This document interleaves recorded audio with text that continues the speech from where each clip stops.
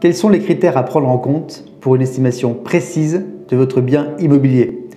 Bonjour à tous, Olivier Pajot, facilitateur immobilier, j'espère que vous allez bien. Bienvenue dans cette nouvelle vidéo dans laquelle je vais vous parler d'estimation de votre bien immobilier.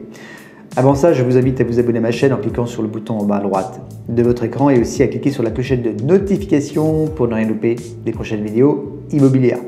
Je tourne cette vidéo, nous sommes aujourd'hui le premier jour du printemps 2021 et forcément quand vous êtes acheteur aujourd'hui et quand vous avez un projet d'achat, vous vous dites que voilà, au 1er septembre, j'aimerais que mes enfants soient installés dans leur école, dans leur nouvel environnement.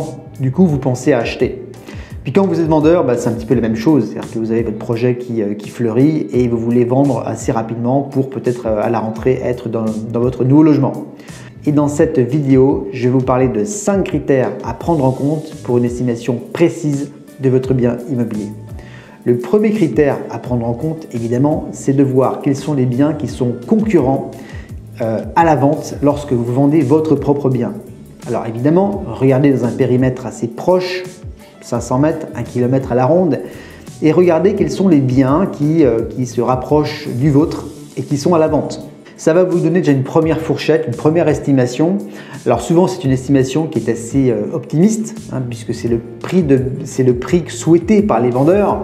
Regardez surtout s'il y a des biens concurrentiels dans la même copropriété, si vous êtes en copro. Donc ça, ce sont des critères à prendre en compte. Le deuxième critère qu'il faut prendre en compte, ce sont évidemment les biens qui ont été vendus à proximité de chez vous ou dans votre copropriété. Les biens de même caractéristiques qui ont été vendus dans les 6 à 12 derniers mois. Alors, on va s'aider d'outils internet, notamment du site mis en place par l'État, donc le site DVF Etalab. Bon, j'ai déjà fait une vidéo là-dessus, je vous la remets ici, là-haut. Voilà, vous avez un petit i, vous pouvez cliquer dessus. Ça vous donne des informations très précises, mais pas forcément très pertinentes, puisque vous n'aurez pas vraiment des détails sur les biens qui ont été vendus, sur leur état, etc. Donc ce sont des données brutes à prendre quand même avec beaucoup de recul. Vous pouvez quand même utiliser des estimateurs en ligne qui vont vous donner des données un petit peu précises également sur les prix du marché immobilier sur votre secteur. Et on se rend compte encore une fois que ces données ne sont pas tellement pertinentes et rien ne remplace à mon sens la vision d'un expert de votre secteur qui a déjà de l'expérience, qui a déjà fait des ventes sur votre secteur. Donc faites-le venir pour une estimation un petit peu plus précise à ce niveau-là. Le troisième critère qu'on va prendre en compte pour estimer votre bien immobilier, ce sont les prestations de votre bien, de votre maison ou de votre appartement. Est-ce que la façade a été refaite? Est-ce que la toiture est récente? Avez-vous changé la chaudière? Les sols, les murs, les plafonds? Est-ce que votre cuisine a été refaite? La salle de bain? Est-ce qu'il y a une climatisation? Bon. Est-ce qu'il y a un extérieur? Est-ce qu'il y a un grand balcon, un petit balcon ou un balcon à vivre? Bon. Toutes ces prestations vont forcément impacter l'estimation et le prix de vente potentiel de votre bien. Le quatrième facteur qui va influencer l'estimation, c'est l'emplacement de votre bien et la qualité de la copropriété. L'emplacement par rapport à des commodités, par rapport au transport en commun rapide. Est-ce qu'il y a des bus, des trams? Est-ce qu'il y a vous êtes proche d'une gare de métro, d'une gare SNCF? Y a-t-il des commerces de proximité, des grandes surfaces, des médecins, pharmacies, des écoles, des crèches, des clubs sportifs, etc. Quelle est la proportion entre le nombre de locataires et de propriétaires? Y a-t-il un gardien dans la copropriété? Y a-t-il des espaces verts? Donc tous ces éléments vont forcément impacter la qualité, la valeur perçue de votre bien et donc son estimation. Le cinquième point à prendre en compte, c'est un critère qui est important, auquel on ne prête pas forcément attention, c'est la saisonnalité de la vente de votre bien. Moi, ce que je constate, c'est qu'en hiver, forcément, il y a moins de vendeurs, donc il y a moins de biens sur le marché.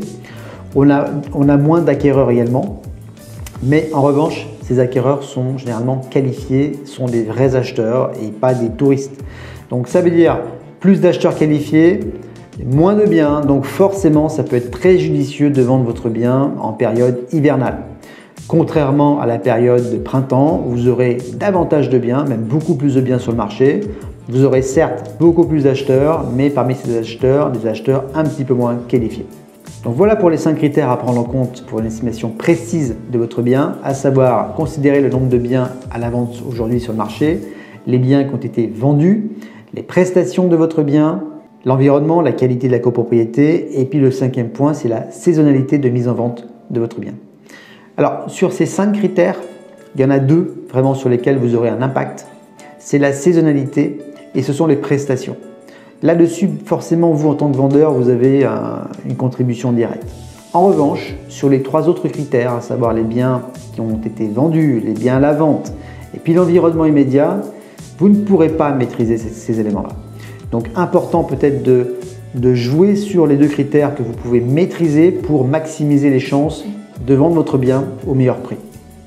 Dernière chose, il me semble extrêmement pertinent de faire venir un expert de votre secteur, de votre quartier, un expert immobilier qui a déjà réalisé des ventes sur votre secteur, qui connaît très bien le marché et qui pourra vous apporter une estimation vraiment précise de votre bien. L'objectif étant de vous positionner au meilleur prix et donc d'optimiser les chances de vendre le plus rapidement possible au meilleur prix. Voilà pour cette vidéo qui, j'espère, vous aura apporté un éclairage sur l'estimation de votre bien. Laissez-moi un commentaire ou voilà, votre expérience si vous souhaitez la partager en dessous de cette vidéo. Je vous invite une nouvelle fois à vous abonner à ma chaîne en cliquant sur le bouton en bas à droite de votre écran et aussi à cliquer sur la clochette de notification pour recevoir les prochaines vidéos immobilières. Merci pour votre écoute et puis à très bientôt dans une prochaine vidéo. Bye bye.